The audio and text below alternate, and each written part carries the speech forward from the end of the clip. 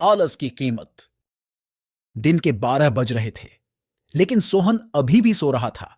उसकी मां सुमित्रा ने आवाज दी, उठ जा बेटा, देख सूरज सर पर चढ़ाया है, कब तक सोता रहेगा।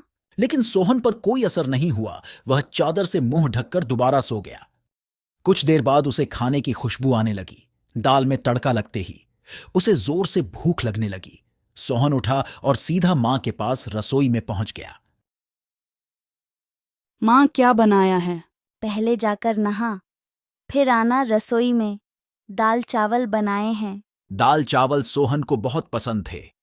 वह फटाफट आंगन में गया और हैंडपंप से बाल्टी भरने लगा।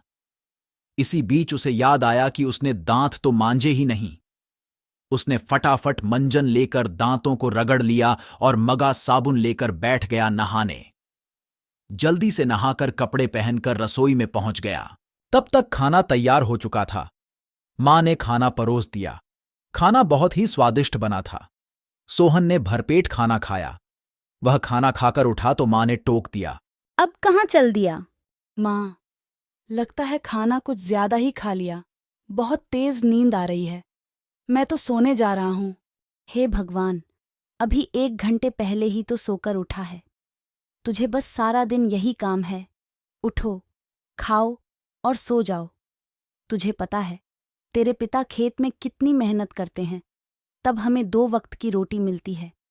कुछ नहीं तो जाकर उनकी मदद ही कर दिया कर।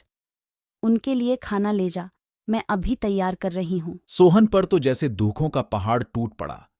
माँ, तुम्हें पता है इतनी धूप में पहले एक बार मैं खाना देने गया था, आकर कितना बीमार पड़ गया था।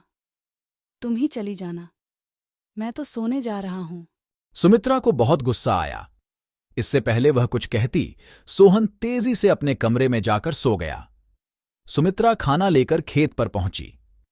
कबीरदास बहुत मेहनत से खेत जोत रहे थे। अरे तुम इतनी धूप में क्यों परेशान होती हो? सोहन के हाथ से खाना भेज देती।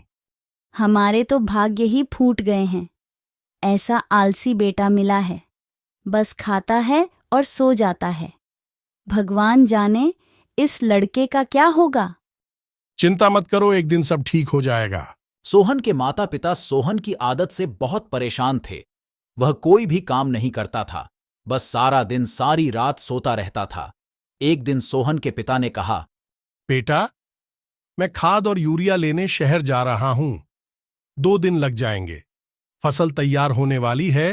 तू सुबह खेत पर चले जाना और सारा दिन वहीं रहना। शाम को खाना खाकर रात को वहीं सोने चले जाना। कहीं कोई जानवर खेत में न घुस जाए या कोई और हमारी फसल को नुकसान न पहुंचा दे। पिताजी, मुझसे ये सब नहीं हो पाएगा। आप माँ को बोल दीजिए। नालायक, खेत की देखभाल आदमियों का काम होता है। अगर मुझे पता लगा तू खेत पर नहीं गया या फसल को नुकसान हो गया तो तेरी खैर नहीं। सोहन डर गया। वह पिता के जाने के बाद मां से बोला, माँ, सुबह जगा देना, नहीं तो पता नहीं पिताजी क्या करेंगे। सुमित्रा सोहन को सुबह 4 बजे जगा देती है। सोहन खेत में पहुंच जाता है। वहां जाकर देखता है चारों ओर ठंडी हवा चल रही थी। वह एक पेड़ के नीचे बैठ जाता है। तभी उसे हल्की हल्की रोशनी नजर आती है। सोहन ने यह सब पहली बार देखा था। वह आश्चर्य से सब देखता रहा। कुछ ही देर में सूरज उगने लगा। यह देखकर सोहन को बहुत आश्चर्य हुआ। कुछ ही देर में सभी गांव वाले खेत में काम करने आ गए। सब अपने अपने खेत पर काम कर रहे थे। सोहन पेड़ के नीचे बैठा था। तभी उसके पास के खेत से माधो काका आए। सोहन, मेरे खेत में पानी लग गया। अब तू अपने खेत में पानी काट ले। काका, मुझे तो कुछ पता नहीं। ये सब तो पिताजी ने कभी नहीं बताया। बेटा, कभी पिता के साथ खेत पर आया है तो तुझे पता होगा। माधो काका ने अपने बेटे को बुलाकर पानी सोहन के खेत की ओर कर दिया। जब पूरा खेत भर जाए तो हमें बता देना। सोहन बैठकर देखता रहा, लेकिन सुबह जल्दी उठने के कारण उसे नींद आ गई। खेत में पानी बहुत ज्यादा भर गया। तभी माधो काका दौड़ते हुए आए। नालायक, यहां सोने आया था। अपने पिता की सारी मेहनत बर्बाद कर दी। सारी फसल नष्ट हो गई। सोहन हड़बड़ाकर उठा। उसका खेत पानी से लबालब भरा हुआ था। लगभग आधी फसल खराब हो चुकी थी। काका, अब कुछ नहीं हो सकता क्या?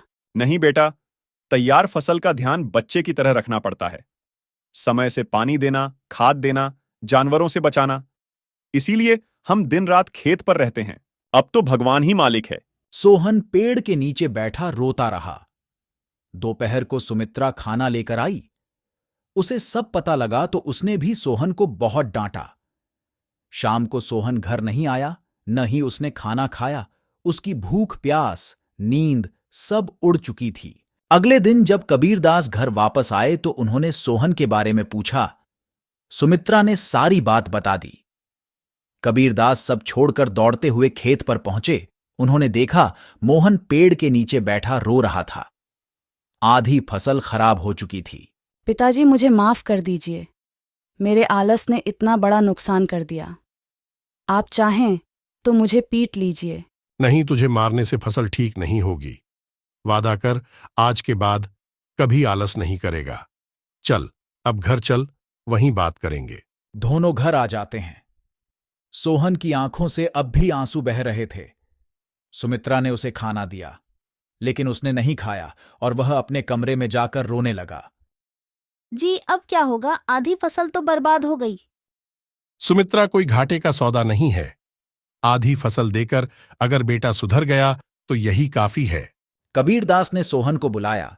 बेटा, अब तो नुकसान होना था, हो गया।